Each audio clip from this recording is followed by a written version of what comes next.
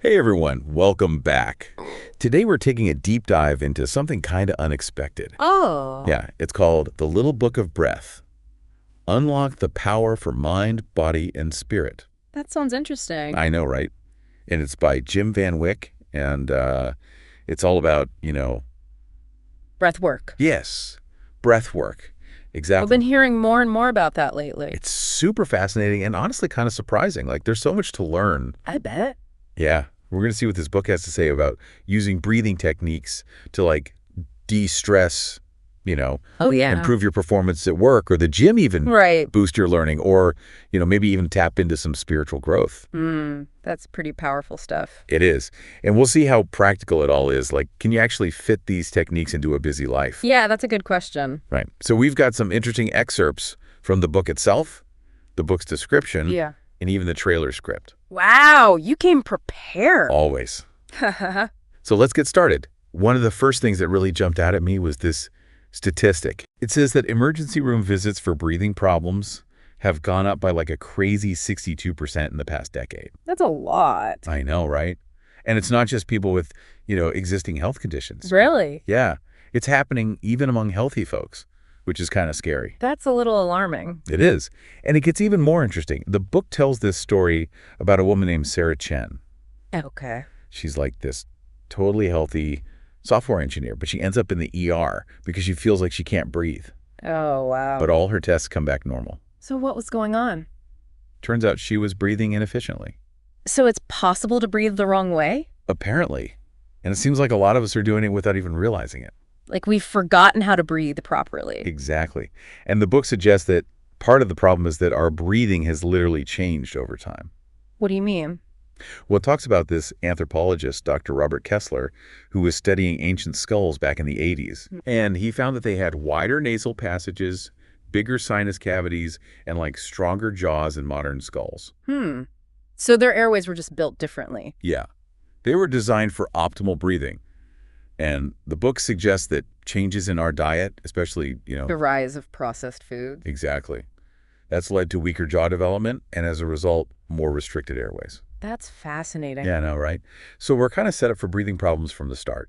Wow. So what can we do about it? Well, the book brings up this orthodontist, Dr. Sarah Richardson, who's noticed this trend in kids, too. Oh, no. Yeah, she found that a lot of kids nowadays have these narrow palates and restricted airways. So they're not getting enough oxygen? Some of them are only functioning at 20 to 30% of their breathing capacity. That's a big deal. It is. But there's a glimmer of hope. Oh, good. Yeah. Richardson also found that kids who breathe through their noses more often have better facial development. So there's a connection between how you breathe and how your face develops? Apparently. All It's all connected. Now, this is where things get a little mind-boggling. right. I'm ready. The book talks about this thing called the oxygen paradox. The oxygen paradox. What's that? Well, the basic idea is that breathing less can actually improve your oxygen utilization. Wait, so more oxygen isn't always better? That's what they're saying. It sounds kind of counterintuitive. Yeah.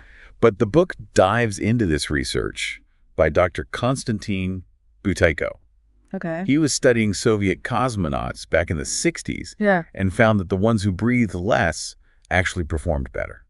Interesting. And there's this thing called the Bohr effect, which explains why. Oh, yeah, I've heard of that. Yeah, It has something to do with how our blood carries oxygen. exactly. So basically, when you overbreathe, it can actually make it harder for your cells to get the oxygen they need. That doesn't sound good. It's not. Oh. And get this, the book even mentions this guy, James Nestor, Yeah. who did some breathing experiments at Stanford. Okay. And they found that his blood oxygen levels actually decreased when he overbreathed. No way. Yeah. So if you're feeling anxious and you start to overbreathe, you could actually be making things worse. That's crazy. I know. It's a vicious cycle, right? And that brings us to the mind-breath connection, which is like a whole other level of fascinating. Yeah, I'm intrigued. I know, right? So the book talks about this groundbreaking research by Dr. Jack Feldman. Okay. He actually discovered a neural circuit in the brain that directly connects our breathing rhythm to the emotional centers. So our breath is directly linked to our emotions. Pretty much. It's like a two-way street. How we breathe affects how we feel, and how we feel affects how we breathe. That's incredible. So all those ancient breathing techniques from yoga and stuff, Yes. they were onto something. They knew how to use breath to influence the mind long before we had the science to back it up. Exactly. And the little book of breath is kind of like this bridge between ancient wisdom and modern science, you I know? like that. It's full of all sorts of techniques, both ancient and modern. And what I really appreciate is that it emphasizes how easy it can be to incorporate these practices into your daily life. Because who has time for complicated rituals, right? Right. The book makes it clear that even just a few minutes of focused breathing can make a huge difference. That's encouraging. It is. Yeah. And the fact that we now have science to explain why these techniques work makes it even more compelling. Absolutely. So it's like we've got this ancient wisdom about the power of breath, and now we've got modern science catching up and proving it works. It's like we're on the verge of a breath revolution. Exactly. And in the next part of our deep dive, we'll explore that revolution in more detail. Oh, I can't wait. We'll look at all the exciting new developments in breathing technology and research that are shaping the future of how we breathe and how we live. Sounds fascinating. It is. So stay tuned for part 2. Welcome back. All right, are you ready to take a deep breath and step into the future of breathing? Let's do it. I'm curious to see where this goes. We'll get this.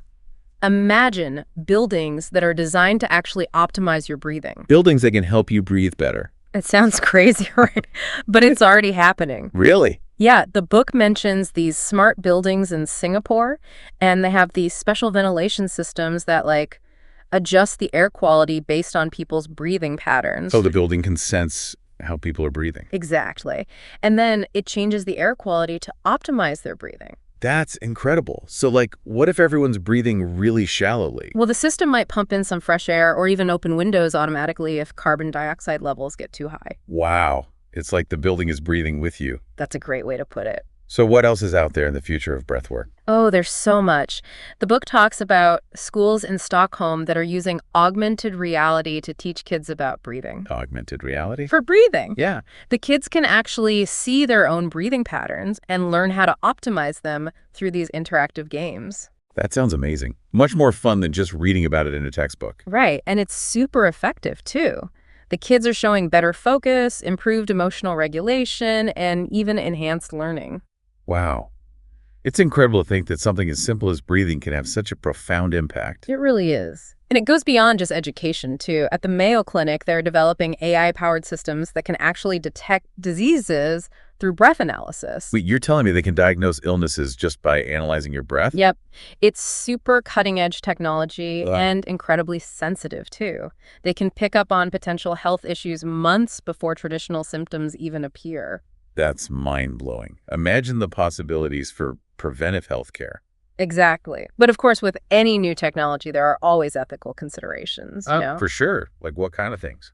Well, privacy is a big one. Imagine if your breathing was constantly being monitored.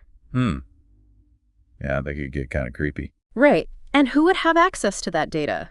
Could insurance companies or employers use it against you? These are all important questions that we need to be thinking about. Absolutely. It's like anything else, there's potential for both good and bad. Exactly. And there's also the risk that we become too reliant on technology to manage our breathing and lose touch with our own natural ability to, sense and regulate it. That's a good point. It's like relying on GPS all the time and forgetting how to read a map. Right. We don't want to outsource our breathing to machines. Definitely not. Yeah. But at the same time, the potential benefits are pretty hard to ignore. They are. Imagine a world with predictive healthcare systems that can catch illnesses early on. Oh, yeah. Or virtual reality environments that can sync people's breathing to enhance collaboration. Whoa, that's trippy. I know, right? And even urban designs that create these breathing optimization zones where the air quality is specifically designed to support optimal breathing. It all sounds so futuristic. But then again, we were just talking about buildings that can breathe. It's true. And this isn't just science fiction either. The book mentions that in Japan, some companies are already experimenting with workspaces where team members' breathing patterns are gently guided into harmony during meetings. Wait, so synchronized breathing meetings? Yep. The idea is that it helps everyone get on the same wavelength and make better decisions. I wonder if it would help with office drama, too. Huh. That's a good question. But the initial research does suggest that it leads to better collaboration and decision-making. Okay, so we're talking about enhanced collaboration, early disease detection, buildings and cities that are optimized for breathing. This is amazing. But what about us as individuals? How can we personally benefit from all of this? Well, the book highlights some really fascinating research from DARPA. DARPA, the defense agency. Yeah. They're actually doing a lot of research on the potential of optimized breathing to unlock human capabilities in ways we never thought possible. Okay, now you've got my attention. Yeah. What kind of capabilities are we talking about here? Think improved cognitive processing speed, better memory, accelerated healing, even a boost to your immune system, and slower cellular aging. Wait, so you're telling me that just by changing how I breathe, I could potentially become smarter, faster, healthier, and even live longer? It sounds crazy, right? Uh-huh. But that's what the research is suggesting. Wow, this is blowing my mind. It's pretty incredible. Of course, more research is needed, but the possibilities are so exciting. I can't wait to see what the future holds for breath work. Me too.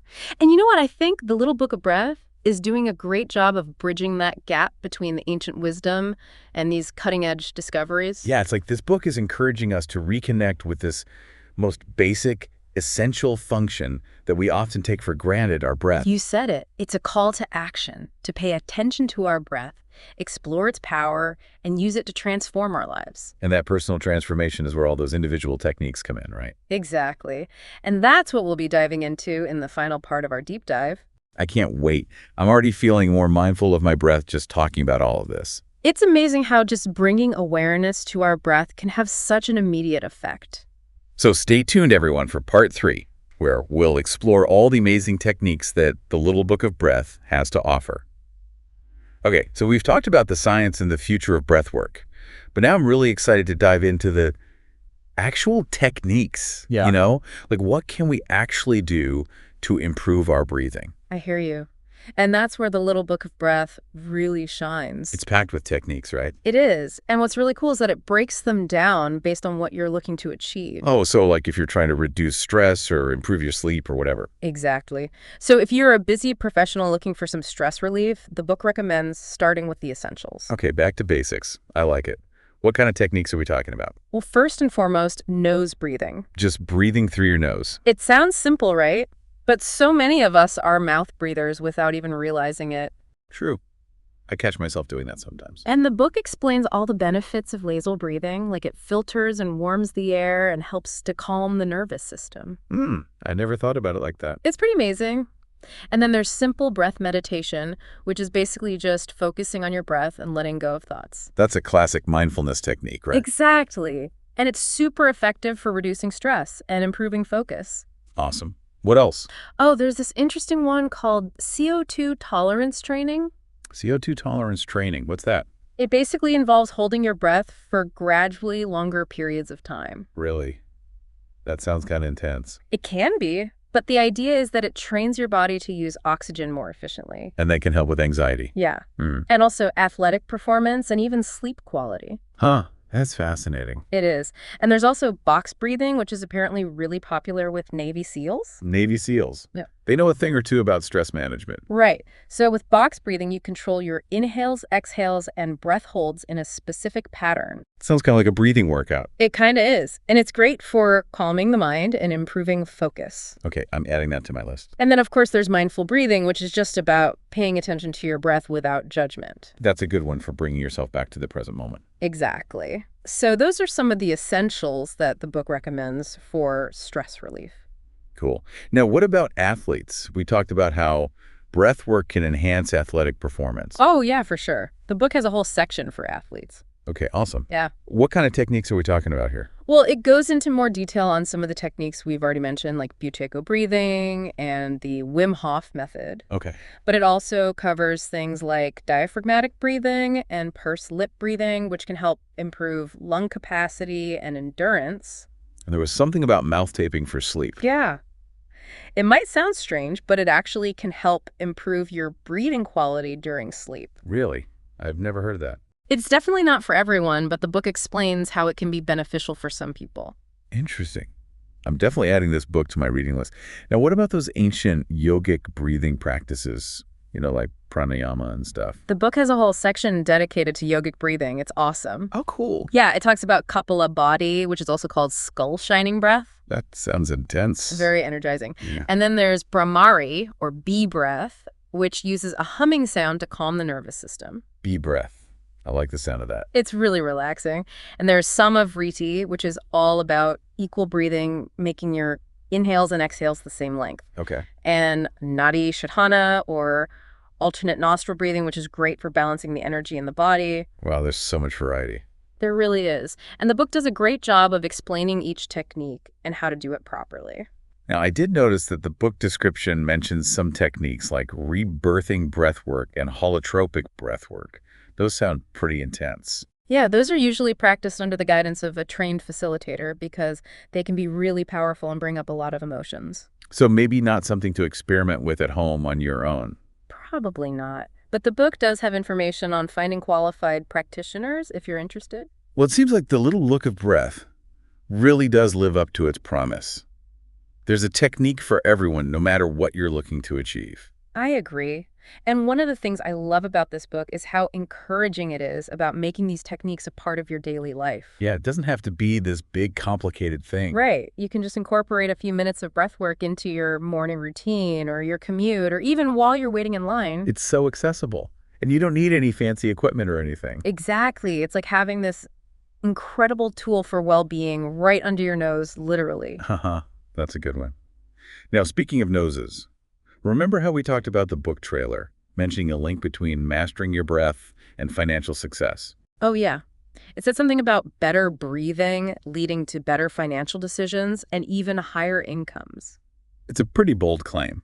Do you think there's any truth to it? You know, it's an interesting thought. I mean, stress definitely plays a role in financial decision-making, right? For sure. So if you can manage your stress through breath work, it makes sense that you might make better financial decisions. Yeah, that makes sense.